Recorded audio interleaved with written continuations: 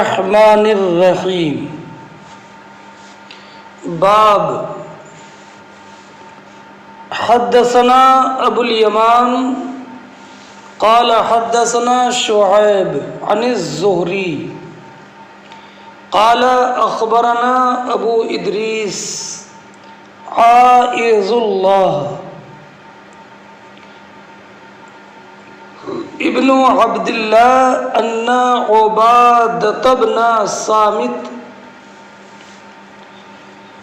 وكان شهد بدرا وهو احد النقباء ليلة العقبة۔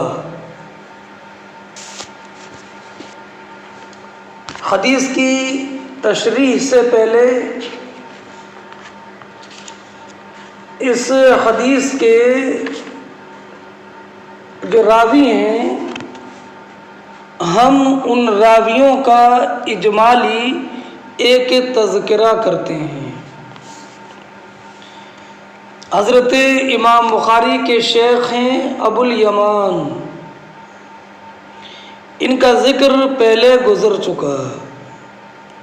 حکیم ابن نعمان حمصی، ان کے شیخ ہیں شعیب، یہ شعیب بن ابی حمزہ، ان کا بھی ذکر ما سبق میں گزر گیا ہے۔ ان کے شیخ ہیں امام زہری، امام زہری کا نام محمد ابن مسلم، ان کا بھی ذکر پہلے گزرا ہے۔ ان کے شیخ ہیں ابو ادریس عائذ باللہ، عائذ اللہ ابن عبد اللہ ابن عمرو الخولانی دمشقی۔ حضرت ابو ادریس عائذ اللہ کا شمار شام کے عابدین اور قرۂ کرام میں ہوتا ہے۔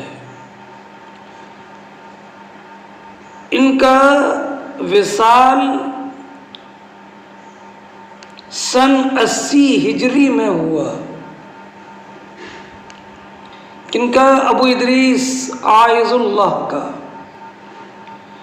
انہوں نے حضرت عبداللہ ابن مسعود معاذ ابن جبل سے روایت کی ہے، عبادہ ابن صامت اور ابو دردہ سے سماعت کی۔ غزوہ حنین کے بعد کے سال ان کی پیدائش ہوئی اور عبد الملک نے ان کو دمشق کا قاضی بنایا۔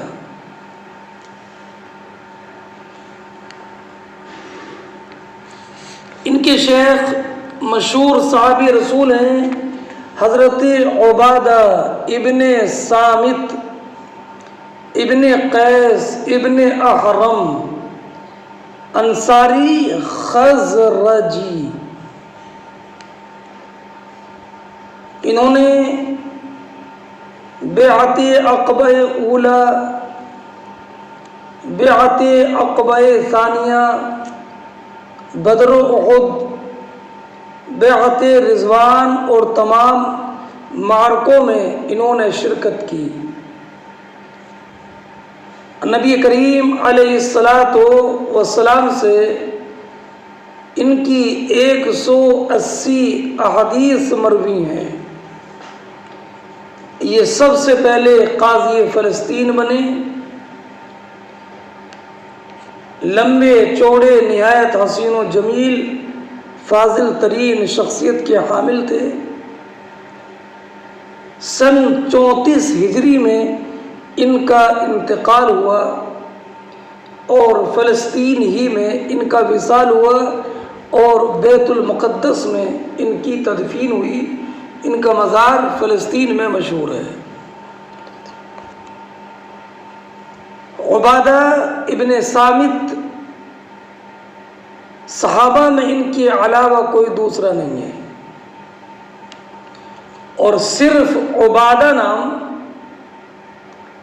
عبادہ ابن صامت کہ ولدیت صامت ہو اور عبادہ نام ہو کوئی نہیں ہے، لیکن خالی عبادہ نام کے 12 افراد ہیں۔ اس سند میں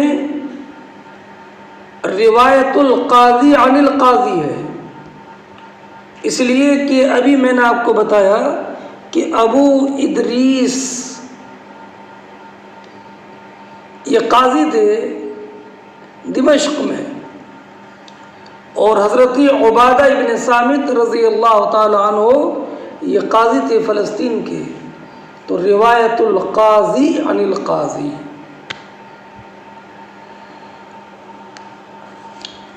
اس میں ایک لفظ آئے گا بدر کا۔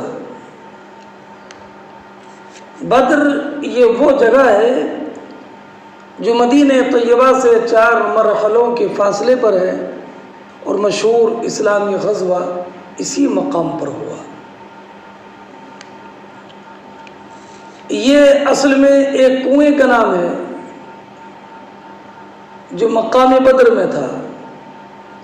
اس کنویں کو بنی نجار کے ایک فرد نے کھودا تھا، اس کا نام تھا بدر، تو اسی کے نام پر اس جگہ کا نام بدر ہو گیا۔ بدر میں علمیت ہے، اور یہ منصرف، یہ مذکر اور مؤنث دونوں پڑھا جاتا ہے۔ مذکر قلیب کا نام ہو، قلیب کے معنی میں، اور مؤنث بیر کے معنی میں۔ ایک لفظ آگا نقبہ۔ نقبہ نقیب کی جمع ہے، قوم کا نگراں۔ لیلۃ العقبہ العقبہ یہ وہی عقبہ ہے جس کی طرف کے منسوب ہو کر جمرہ عقبہ کہتے ہیں۔ جمرہ عقبہ بڑا شیطان جس پر کنکری ماری جاتی ہے، یہ منی میں ہے، وہیں پر اب مسجد عقبہ ہے منی میں۔ ایک لفظ آئے گا عصابہ۔ عصابہ کے معنی لوگوں کی وہ جماعت جو 10 سے لے کر 40 افراد تک جس جماعت میں ہوں اس کو بولتے ہیں عصابہ۔ اس عصابہ کا کوئی واحد نہیں ہے۔ بہتان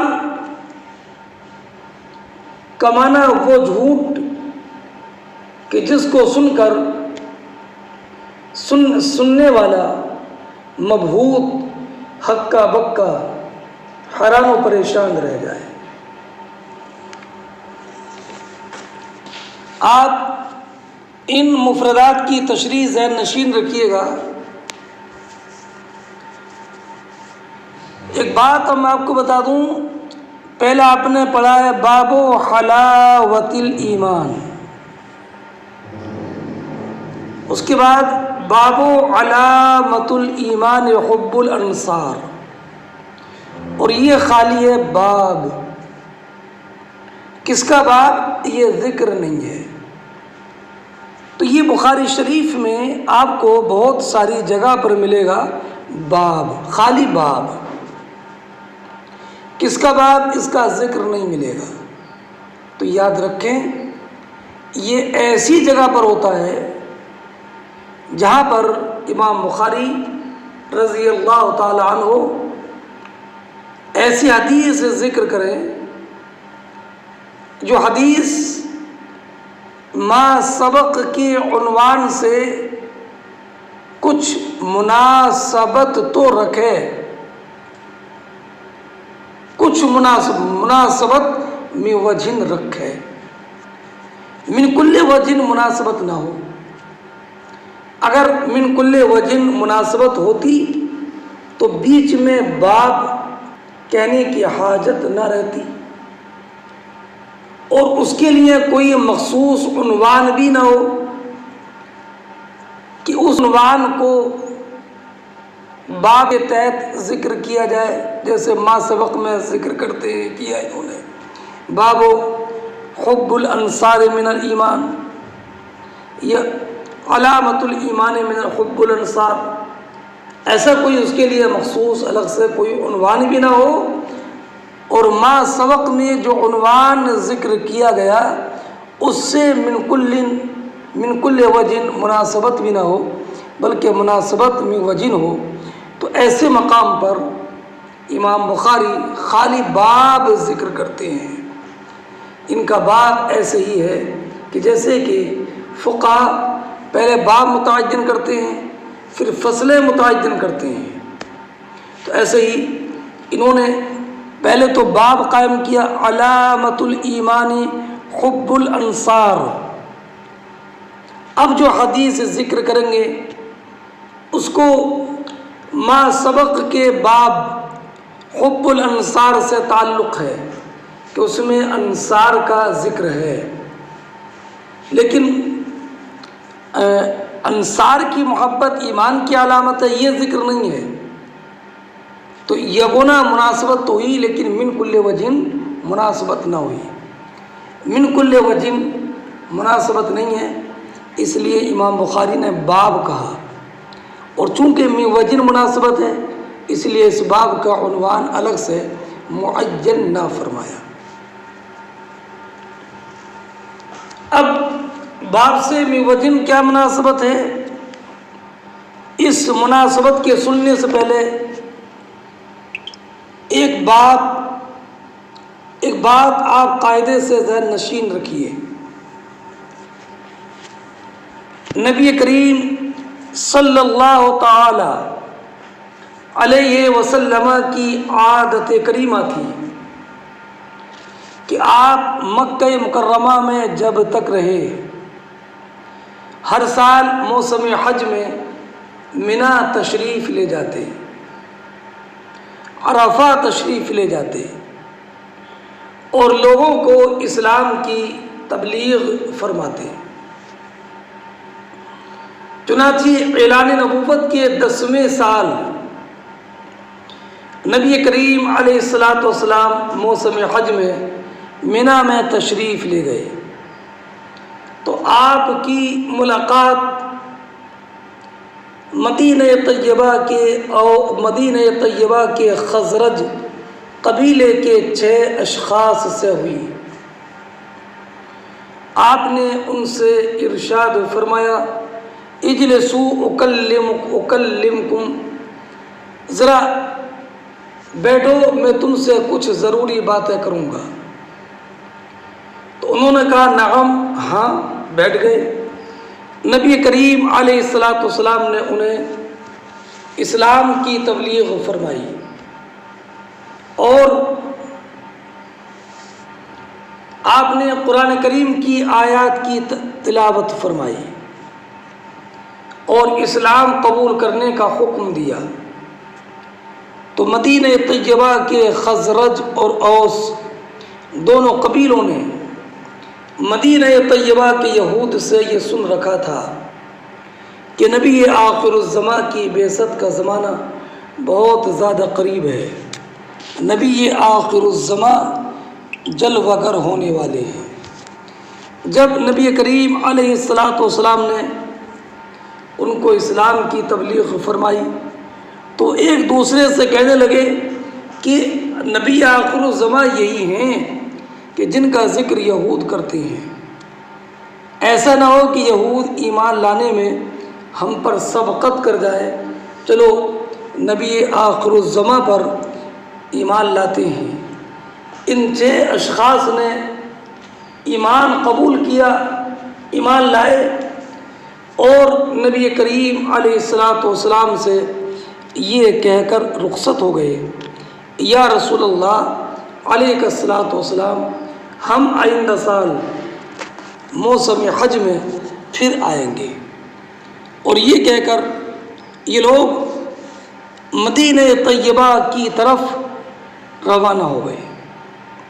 انہوں نے مدینہ طیبہ میں اسلام کی تبلیغ کی۔ نبی کریم علیہ الصلاۃ والسلام ابھی مکہ مکرمہ ہی میں ہیں۔ اب تو جب اگلا موسم حج آیا تو اب 12 افراد نبی کریم علیہ الصلاۃ والسلام کی بارگاہ میں حاضر ہوئے اعلان نبوت کے 11ویں سال. ان میں حضرت عبادہ ابن صامت انصاری بھی تھے. تو نبی کریم علیہ الصلاۃ والسلام نے پھر اسی مقام عقبہ میں رات میں ان 12 افراد سے بیعت لی. کیا بیعت لی؟ کہ بایعونی علی اللہ تشرکوا باللہ شیئا ولا تسرقوا ولا تزنوا ولا تقتلوا اولادکم ولا تأتوا ببہتان یفترونہ بین ایدیکم وارجلکم ولا تعصوا فی معروف. اے لوگو، تم میرے ہاتھ پر بیعت کرو. بیعت کا معنی اصل میں بیع کا معنی تو بیچنا ہے. اسلام پر معاہدے کو بھی بیعت کہا جاتا ہے. اس کو تشبیہ دیتے ہیں مبادلت مالیہ سے جو بیع ہے. تشبیہ کس بارے میں؟ کہ گویا کہ ہر ایک اس چیز کو بیچتا ہے جو اس کے پاس ہے اپنے ساتھ والوں سے. مثلا نبی کریم علیہ الصلاۃ والسلام کی بیعت کا معنی جو میرے نزدیک اللہ نے اجر و ثواب متعین کیا ہے اسلام قبول کرنے پر، میں وہ تم کو دیتا ہوں. جنت تم کو دیتا ہوں، اجر و ثواب تم کو دیتا ہوں، اور تم بدلے میں کیا دو گے؟ کہ اسلام کے لیے اپنی جان نچھاور کرنے کے لیے تیار رہو گے، اسلام کے احکام کے سامنے سر تسلیم خم کرتے رہو گے. تو اب یہ جو مبادلت مالیہ سے مشابہت والا عقد پایا گیا، اسی لیے اس کو بیعت بولتے ہیں. تو نبی کریم علیہ الصلاۃ والسلام نے بیعت فرمائی اس بات پر کہ اللہ رب العزت کے ساتھ کسی کو شریک نہیں ٹھہراؤ گے، یعنی اللہ رب العزت کی وحدانیت کے قائل رہو گے. ولا تسرقوا، اور چوری نہیں کرو گے، اور زنا نہیں کرو گے. ولا تقتلوا اولادکم، اپنی اولاد کو قتل نہیں کرو گے. اب قتل کرنا تو ناحق کسی کا بھی جائز نہیں ہے. تو ولا تقتلوا اولادکم کا یہ مطلب نہیں ہے کہ قتل اولاد حرام ہے، اور اگر اولاد کے علاوہ کسی اور کو قتل کیا تو وہ جائز ہے، یہ مطلب نہیں ہے. بلکہ ولا تقتلوا اولادکم اس لیے فرمایا کہ چونکہ اہل عرب لڑکیوں کو زندہ درگور کر دیا کرتے تھے اور بچوں کو محتاجی کے خوف سے قتل کرتے تھے، تو ان کی جو عادت تھی اس عادت کو ختم کرانا مقصود تھا. اس لیے سرکار نے فرمایا ولا تقتلوا اولادکم. اور یہ اولاد کی تخصیص اس لیے ہے کہ اس میں اور زیادہ شناعت اور قباحت ہے، اس لیے کہ اس میں قتل نفس کے ساتھ قطع صلہ رحمی بھی ہے. اور نبی کریم علیہ الصلاۃ والسلام نے ارشاد فرمایا ولا تأتوا ببہتان، اور تم جھوٹ نہیں گڑو گے، تم جھوٹ نہیں پیش کرو گے. بہتان کا معنی آپ کو میں نے بتایا، وہ انسان کہ ایسا وہ جھوٹ کہ جس کو سن کر انسان متحیر ہکا بکا رہ جائے. تفترونہ بین ایدیکم وارجلکم، کہ جس کو تم گڑو گے اپنے ہاتھ اور اپنے پیروں کے درمیان. اب بین ایدیکم وارجلکم کا کیا مطلب ہے؟ تو تو اس کے ہمارے علماء نے کئی معنی بیان فرمائے ہیں۔ پہلا معنی یہ ہے وَلَا تَفْتَرُونَهُ مِنْ عِنْدِ أَنفُسِكُمْ، کہ اپنی طرف سے جھوٹ نہیں باندھو گے۔ تو بین ایدیکم و ارجلکم کا معنی من عند انفسکم، ید اور رجل سے پوری ذات کی تعبیر ہے، چونکہ بہتان میں کوئی امر واقع نہیں ہوتا ہے جس کی حکایت کی جائے، بلکہ وہ انسان خود اپنی طرف سے گڑھتا ہے۔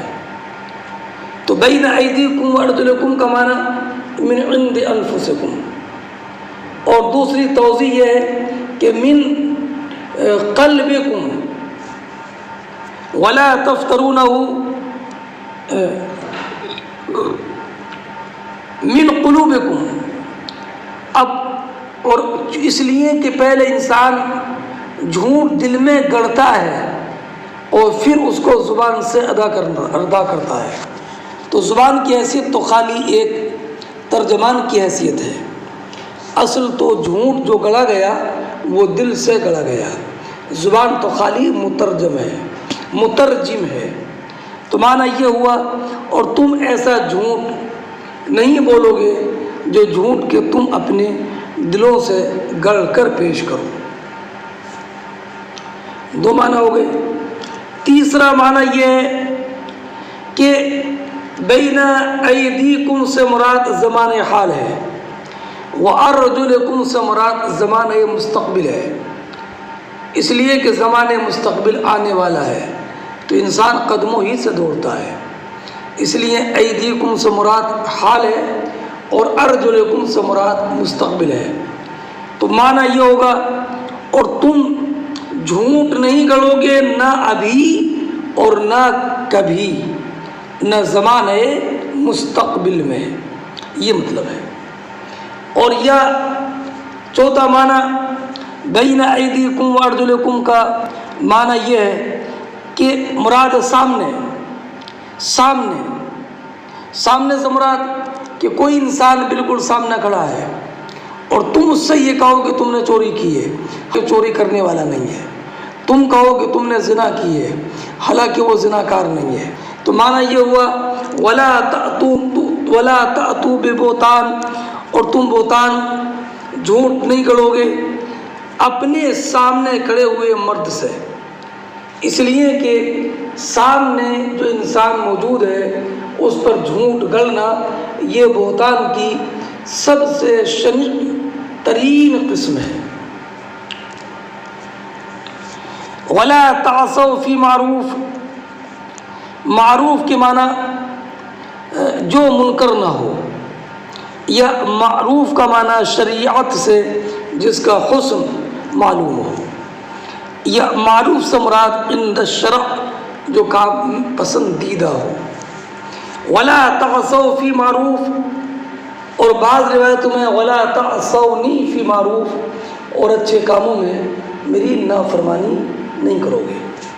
اب نبی کریم علیہ الصلوۃ والسلام تو جو حکم دیں گے وہ معروف ہوگا ہی، تو اتنا ہی کافی تھا ولا تعصونی، میری نافرمانی نہیں کرو گے۔ ولا تعصوا کے ساتھ فی معروف کی قید کی وجہ یہ تطیب قلب ہے، یعنی ان کے دلوں کو اس بات پر مطمئن کرنا ہے کہ ہم ہمیشہ نیک کام ہی کا حکم دیں گے، اچھے کام کا حکم دیں گے، اور ہمیشہ تم جس کام کے مامور ہوگے وہ کام عقلاً بھی پسندیدہ ہوگا۔ ان کی تطیب قلب کے لیے فرمایا ولا تعصوا فی معروف، حالانکہ اتنا بھی ہوتا ولا تعصونی تو بھی کافی تھا۔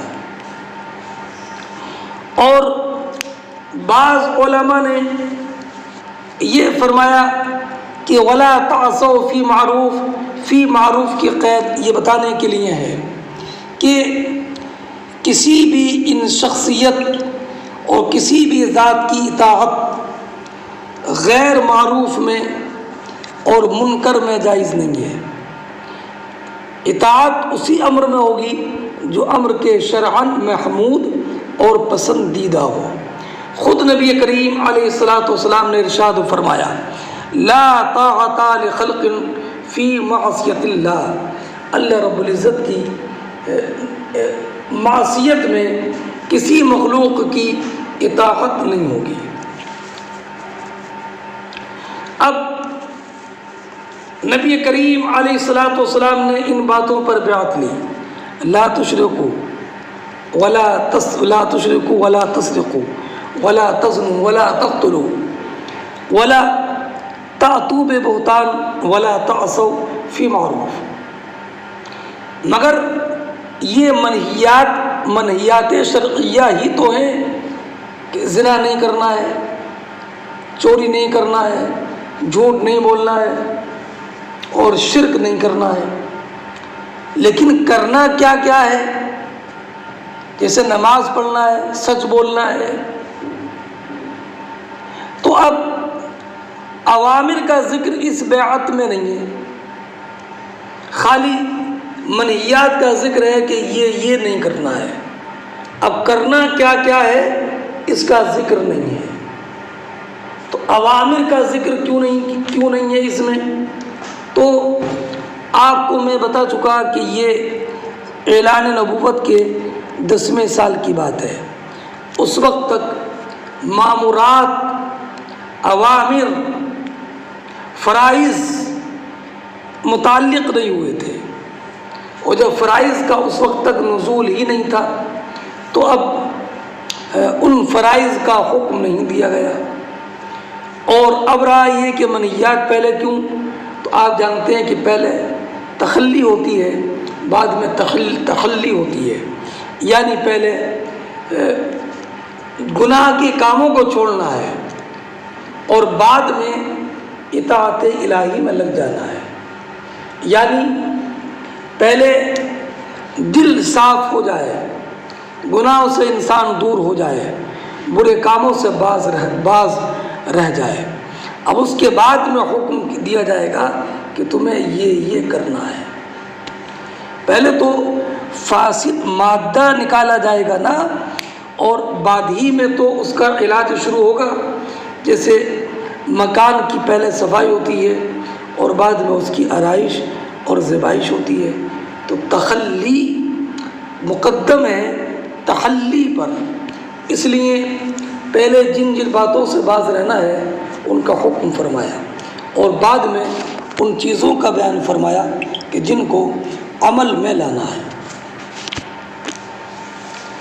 اب اس حدیث کی تشریح کرنے سے پہلے میں آپ کو بتا دوں کہ یہ آپ نے سنا کہ 12 افراد تھے، 12 میں حضرت عبادہ ابن صامت بھی تھے، اور یہ بیعت اولا تھی۔ اب انہوں نے نبی کریم علیہ الصلاۃ والسلام کی بارگاہ میں عرض کی، یا رسول اللہ علیہ الصلاۃ والسلام، ہمارے ساتھ ایک مبلغ کو بھیج دیجیے، جو مبلغ مدینہ طیبہ میں اسلام کی تبلیغ کرے۔ تو آپ نے حضرت مصعب ابن عمیر کو ان کے ساتھ کر دیا۔ توجہ رکھنا، تسلسل کے ساتھ سنتے رہنا۔ تو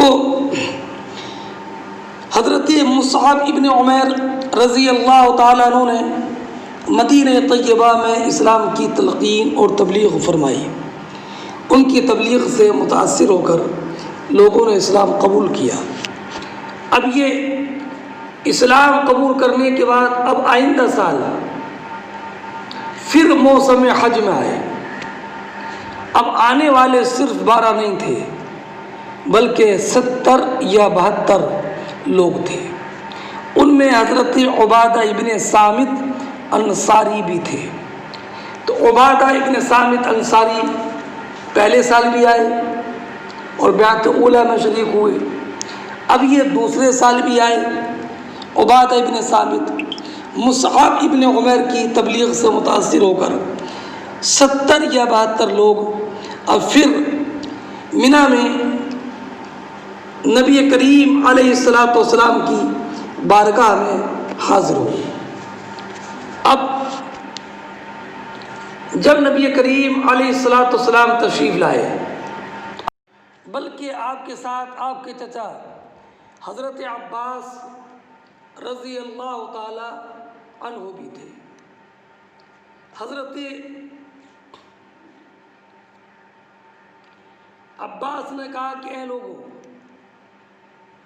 یہ ہمارے بھتیجے محمد عربی علیہ السلام ہیں، یہ مکہ مکرمہ میں اپنے قبیلے میں محفوظ ہیں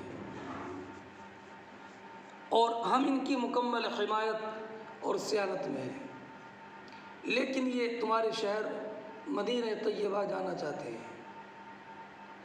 اگر تم یہ وعدہ کرو کہ تم محمد عربی کی ایسے ہی حفاظت کرو گے جیسے کہ اپنے بچوں کی حفاظت کرتے ہو دشمن سے، تو میں ان کو تمہارے ساتھ تمہارے یہاں جانے کی اجازت دوں گا۔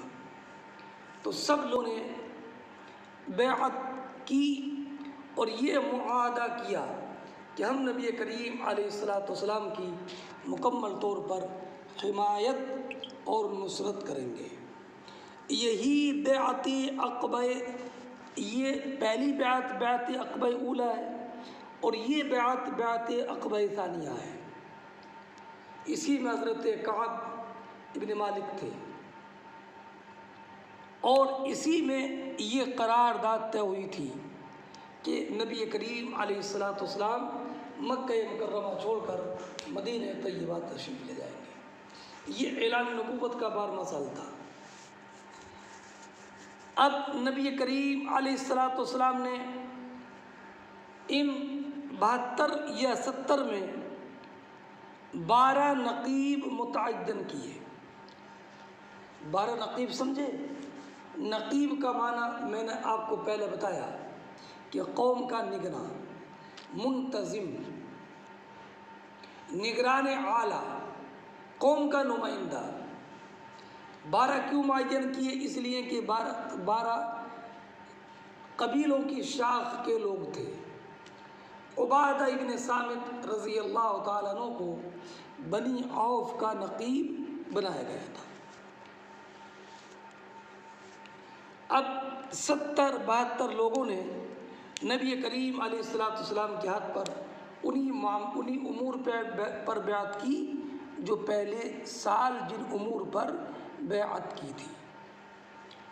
اب اس قرارداد کے بعد نبی کریم علیہ السلام ربیع صفر کے آخر میں مدینہ طیبہ کے یہ حج میں ذوالحجہ میں قرارداد طے ہوئی تھی، پھر بعد میں آپ نے سفر کے آخر میں مدینہ طیبہ کا سفر فرمایا اور آپ ہجرت کر کے مدینہ طیبہ تشریف لے گئے۔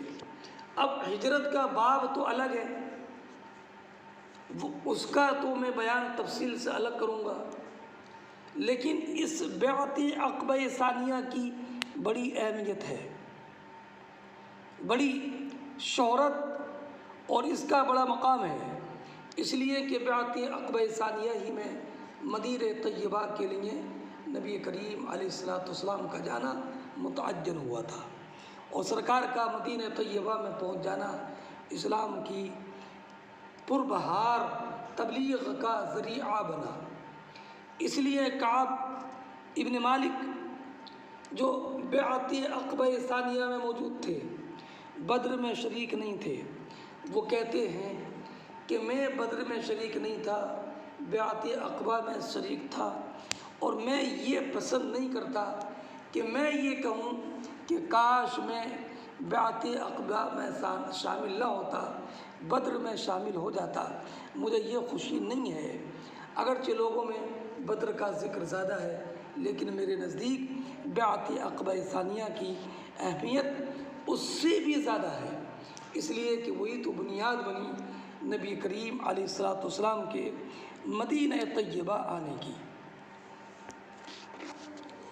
اب ذرا آپ حدیث کو مکمل کرنے سے پہلے میں آپ کی توجہ اس طرف دلاتا ہوں کہ اس سے پہلے کیا باب ہے؟ باب علامت الایمان حب الانصار، اور یہ جو باب جو حدیث پاک میں نے پیش کیا آپ کے سامنے، اس میں مدینہ طیبہ کے انصار کا ذکر ہے کہ نہیں؟ تو پہلے باب میں تو یہ ہے کہ علامت الایمان حب الانصار، اور اس باب میں یہ ذکر ہے کہ ان کا نام انصار پڑا کیوں، اور ان کی محبت ایمان کی علامت بنی کیوں۔ تو اب اس حدیث سے یہ بات ظاہر ہو گئی کہ انہوں نے نبی کریم علیہ الصلوۃ والسلام کی مدد کا وعدہ کیا تھا، اس لیے ان کا لقب انصار ہے۔ اور چونکہ انہوں نے مکہ مکرمہ اور دوسرے شہروں کے مسلمان مہاجر صحابہ سے محبت کی، تو اللہ نے اس محبت کی عوض میں ان کی محبت کو ایمان کی علامت بنا دیا۔ اور دوسری بات یہ ہے کہ یہ ذرا توجہ رکھیں تو شاید سمجھ جائیں گے۔ دوسری بات یہ ہے کہ انہوں نے سب سے پہلے نبی کریم کی اتباع کی، اور قرآن کریم فرماتا ہے قل ان کنتم تحبون اللہ فاتبعونی یحببکم اللہ۔ اے محبوب آپ ارشاد فرما دو اگر تمہیں یہ پسند ہے کہ اللہ تم سے محبت کرے تو تم میری اتباع کرو، اللہ تم سے محبت کرے گا۔ نبی کریم علیہ الصلوۃ والسلام کی اطاعت اور اتباع کرنے میں انصار سب سے مقدم، تو اللہ کی محبت نبی کریم علیہ الصلوۃ والسلام کی اطاعت اور اتباع کرنے کی وجہ سے ان کے لیے ثابت ہوئی۔ جب اتباع سب سے پہلے انہوں نے کی تو اللہ کی محبت بھی سب سے پہلے ان کو ملی۔ اور حدیث پاک میں ہے کہ جس سے اللہ محبت کرتا ہے دنیا والوں کو کے دلوں میں اللہ ان کی محبت اس کی محبت بھی ڈال دیتا ہے۔ تو اللہ نے انصار سے محبت فرمائی، اور اس محبت کا نتیجہ یہ ہوا کہ ان کی محبت لوگوں کے دلوں میں ایسی ڈالی کہ ان کی محبت ایمان کی علامت بن گئی۔ اب پہلا باب جو تھا باب علامت الایمان حب الانصار، اس باب سے اس حدیث کو کچھ مناسبت ہوئی کہ نہیں؟ لیکن من کل وجہ مناسبت نہیں ہے، اس لیے کہ اس میں ذکر نہیں ہے کہ انصار کی محبت ایمان کی علامت ہے، اس لیے من کل وجہ مناسبت نہیں ہے، اس لیے باب کا ذکر کیا۔ اور چونکہ من وجہ مناسبت ہے اس لیے الگ سے عنوان مقرر نہیں کیا، بلکہ ما سبق کی عنوان ہی کے تحت صرف لفظ باب سے فاصلہ کر کے ذکر کر دیا ہے۔ یہ بات ہمیشہ یاد رکھیے گا، بار بار ایسا موقع آئے گا کہ جہاں پر خالی باب ہوگا اور کوئی عنوان نہیں ہوگا۔ اب آپ حضرت عبادہ بن صامت رضی اللہ تعالی عنہ کے تعلق سے آپ نے پڑھ لیا۔ میں نے بتا دیا کہ عبادہ بن صامت رضی اللہ تعالی عنہ، سنیے، پہلی بیعت میں بھی شریک تھے، دوسری بیعت میں بھی شریک تھے، اور ایک بیعت فتح مکہ کے بعد ہوئی تھی، اس میں بھی عبادہ بن صامت انصاری رضی اللہ تعالی عنہ شریک تھے۔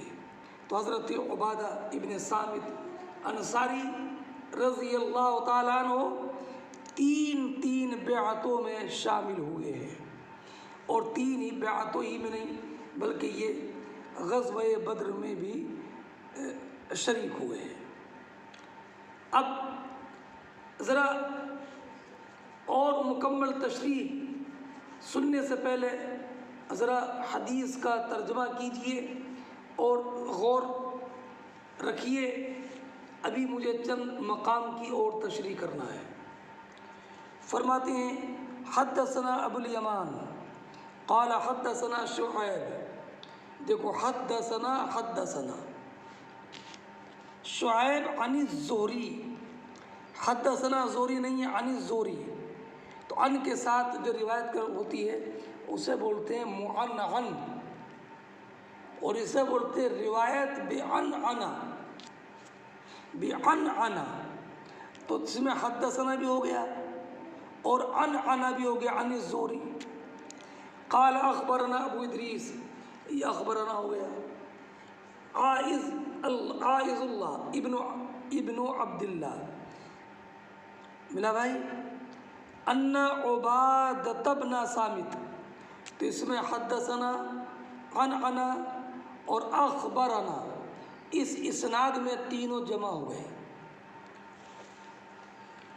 ان عبادۃ بن صامت الانصاری وکان شہید بدر، غور کرنا، وهو احد النقبہ لیلۃ العقبہ وکان شہید بدر، یہ صفت ہے عبادہ ابن صامت کی، صفت اول۔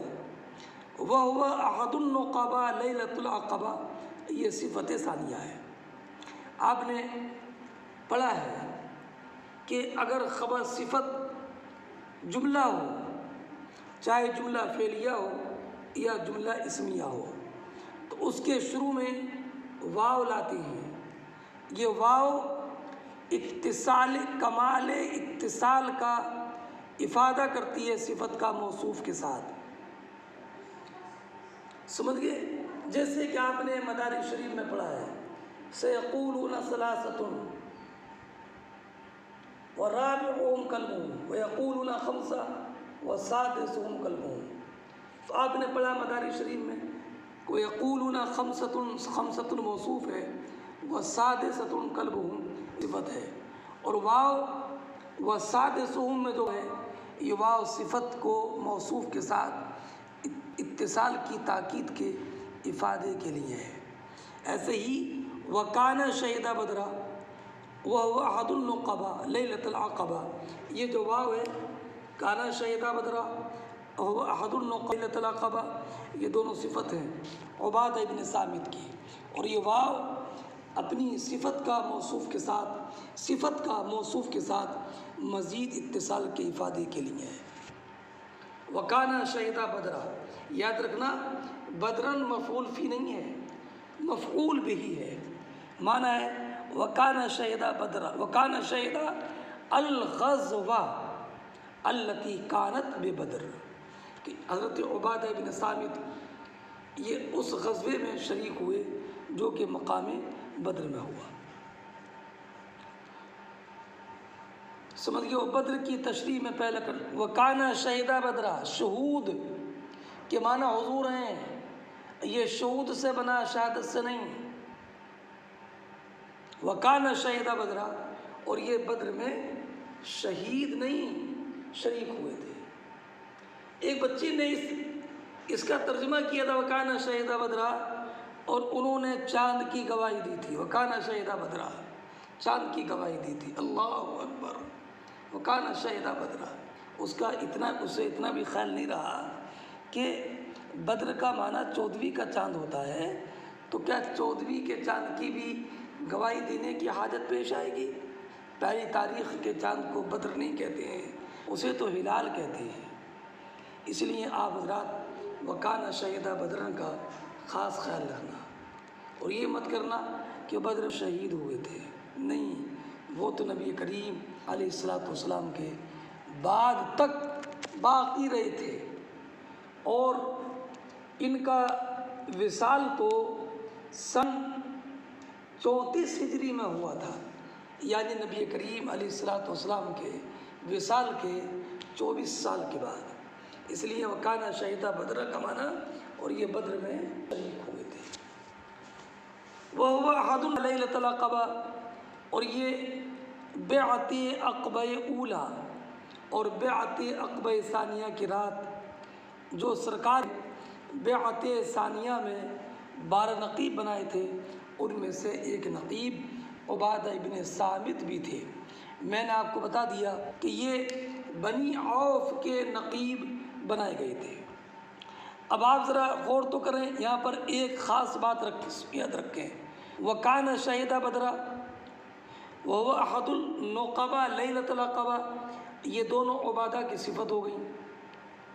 اب آگے بڑھیں، ان عبادۃ بن صامت ان رسول اللہ، کہ بے شک عبادہ ابن صامت، بے شک نبی کریم، اس میں تو کوئی بات بن نہیں رہی ہے۔ ان عبادۃ بن صامت، ارے بھائی وکانہ شہیدہ بدرہ، وحد النقبا لیلۃ العقبہ، یہ تو جملہ معترضہ ہے، صفت ہے عبادہ ابن صامت کی۔ اب صفت کو آپ ہٹا کر دیکھیں تو یہ عبارت ہوگی نا، ان عبادہ ابن صامت ان رسول اللہ، کہ عبادہ ابن صامت رضی اللہ تعالی عنہ۔ اس لیے علامہ بدر الدین عینی علیہ رحمۃ و رضوان نے فرمایا کہ یہاں پر بخاری شریف کے نسخے سے ناسخین سے ایک لفظ چھوٹ گیا ہے، وہ کیا؟ ان عبادۃ ابن صامت اخبر ان رسول اللہ۔ سمجھ گئے آپ کہ بے شک عبادہ ابن صامت نے خبر دی کہ نبی کریم نے ارشاد فرمایا۔ اخبرنی یا اخبرنا یا اخبرہ، فعل کا حذف ضروری ہے۔ علامہ عینی فرماتے ہیں بلا حذف کے کوئی بات نہیں بنے گی، اس لیے اخبرہ میں حذف ماننا ضروری ہے۔ امانہ یہ ہوا کہ عبادہ ابن صامت انصاری رضی اللہ تعالی عنہ نے خبر دی کہ نبی کریم علیہ السلام نے ارشاد فرمایا، وَحَوْلَهُ عِصَابَةٌ مِّنْ أَصْحَابِهِ، یہ جملہ حالیہ ہے، حَوْلَهُ خبر مقدم ہے، عِصَابَةٌ موصوف ہے، من اصحابہ صفت ہے، یعنی حَوْلَهُ عِصَابَةٌ کائنۃ من اصحابہ، حولا ظرف ہونے کی وجہ سے اس کو مقدم کر دیا گیا ہے، اور یہ پورا جملہ اسمیہ حال ہے، اور جب جملہ اسمیہ حال ہو تو شروع میں واو لے کر کے آتے ہیں، اس لیے فرمایا وحولہ، کہ نبی کریم نے فرمایا اس حال میں کہ آپ کے ارد گرد آپ کے اصحاب کی ایک مبارک جماعت تھی۔ اس حال میں فرمایا، کیا فرمایا؟ وہ تو آگے آ رہا ہے، فرمایا کس حال میں کہ آپ کے ارد گرد آپ کے اصحاب کی ایک جماعت تھی۔ اور اصابہ کا معنی میں نے آپ کو بتا دیا کہ لوگوں کی جماعت، اصابہ کا واحد نہیں آتا ہے، اور اس کا اطلاق 10 سے لے کر 40 افراد کی جماعت پر ہوتا ہے۔ کیا فرمایا سرکار نے؟ بایعونی، مجھ سے بیعت لو، میری بیعت کرو اس بات پر کہ تم اللہ کے ساتھ کسی کو شریک نہیں ٹھہراؤ گے، ولا تسرقوا، اور چوری نہیں کرو گے۔ یہ ان افعال کے نہ کرنے کی بیعت ہے جو افعال کے عرب میں زیادہ کر لوگ کرتے تھے۔ ولا تزنوا، زنا نہیں کرو گے، اپنی اولاد کو قتل نہیں کرو گے، تشریح میں پہلے کر چکا ہوں۔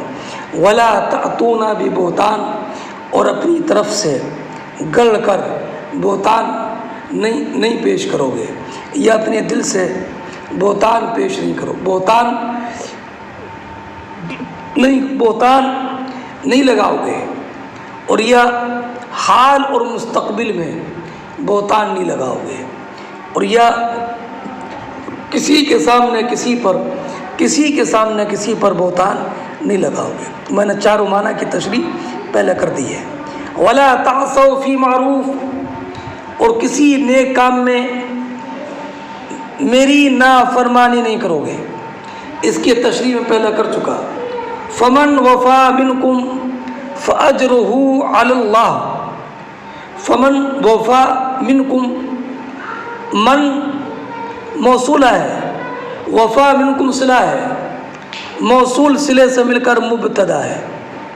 فاجرہ علی اللہ، اجرہ مبتدا ہے، علی اللہ خبر ہے، مبتدا خبر سے مل کر جملہ اسمیہ ہو کر کے خبر ہے۔ فمن وفا پہلے والے مبتدا کی، اور من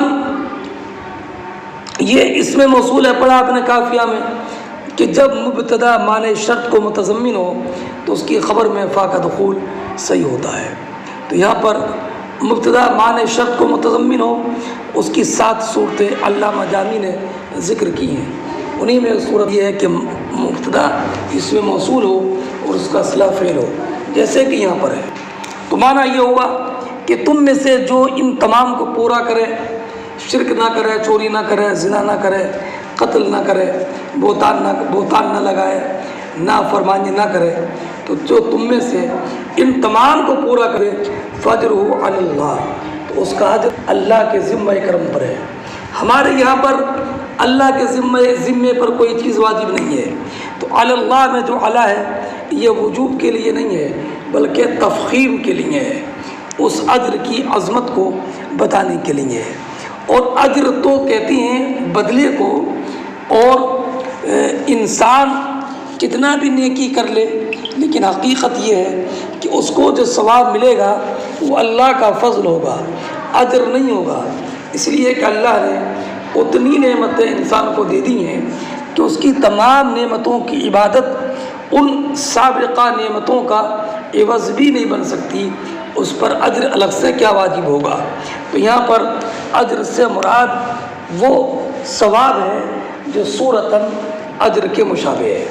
تو معنی ہوگا فمن وفا منکم، تم میں سے. اب منکم میں خطاب اہل ایمان سے، صحابہ سے ہے. تو تم میں سے جس نے ان کو پورا کر دیا تو اس کا اجر اللہ رب العزت کے ذمہ کرم پر ہے. ومن اصاب من ذلك شيئا فعوقب في الدنيا فهو كفارة الله. ذرا اس جملے کی ترکیب پر غور کر لیجئے گا. من موصول، اصاب من ذالک، اصاب من ذالک فعل اپنے فاعل اور مفعول اور ظرف لغو سے مل کر معطوف علیہ ہے. فعوقب فی الدنیا، فعوقب فی الدنیا، یہ عوقب فی الدنیا جو ہے، فعوقب فی الدنیا یہ فا عاطفہ ہے، عوقب فی الدنیا یہ معطوف ہے. اب معطوف علیہ اپنے معطوف سے مل کر کے صلہ ہے، موصول صلے سے مل کر یہ مبتدا ہے. فہو کفارۃ اللہ، ہوا مبتدا ہے اور کفارۃ اللہ اس کی خبر ہے، اور مبتدا خبر سے مل کر کے جملہ اسمیہ خبریہ ہو کر کے یہ خبر ہے. من اسم موصول مبتدا کی، جو مبتدا اپنے صلے سے مل کر، تو فہو کفارۃ اللہ میں فا یہ خبر پر داخل ہے. ابھی میں نے تشریح کی اس لیے کہ مبتدا معنی شرط کو متضمن ہے. تو اب معنی یہ ہوگا ومن اصاب من ذلک شیئا، اور ان میں سے جو پہلے ذکر ہوئے ان میں سے اگر کسی نے کسی چیز کا ارتکاب کر لیا اور ارتکاب کرنے کے بعد اس کی سزا اس کو دنیا میں مل گئی، فہو کفارۃ اللہ، تو اس کے لیے کفارہ ہے.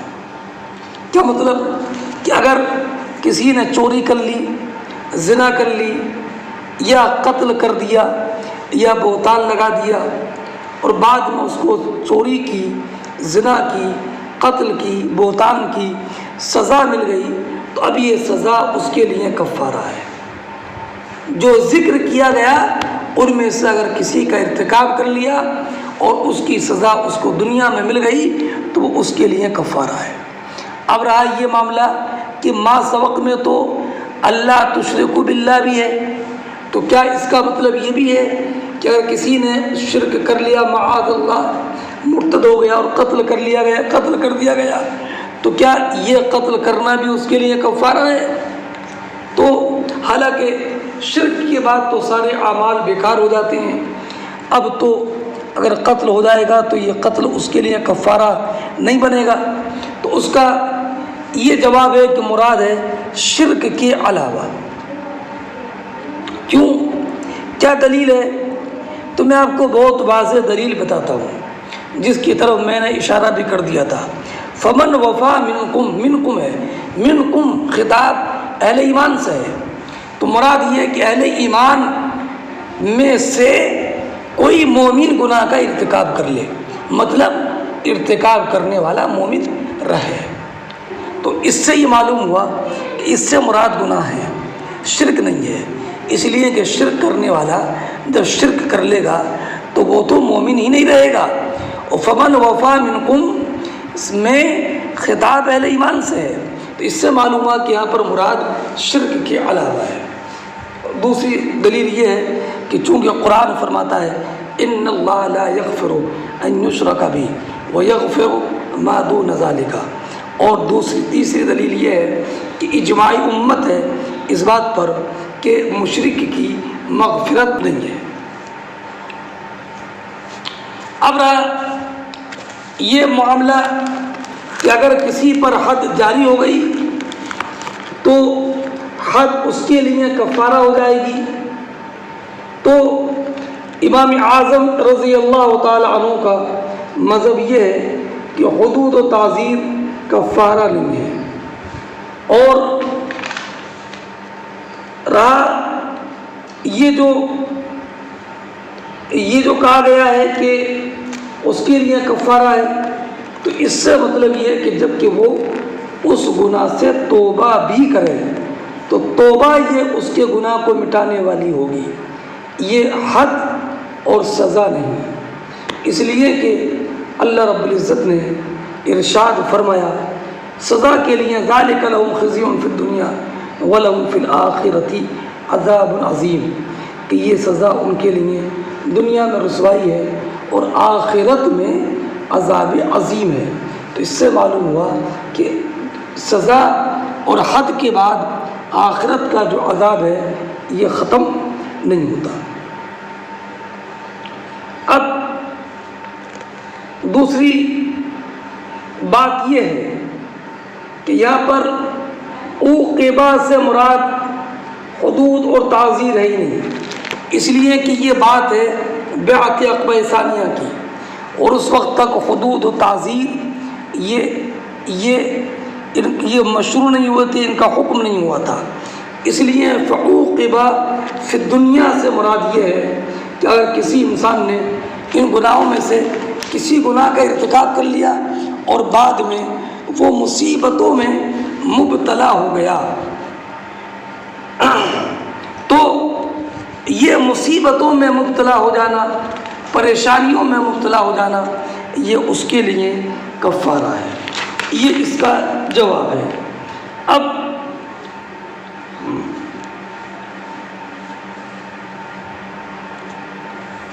جواب حاصل یہ ہوا کہ اگر کسی انسان پر کوئی انسان ان گناہوں میں سے کسی گناہ کا مرتکب ہو گیا اور بعد میں کسی مصیبتوں میں اللہ نے اسے مبتلا کر دیا، تو مصیبتوں میں مبتلا ہونا یہ اس کے لیے گناہوں کا کفارہ ہوگا۔ حدود و تعزیر یہ کفارہ نہیں ہے، اس لیے کہ اس وقت تک تو حدود و تعزیر کا حکم ہی نہیں تھا۔ ہاں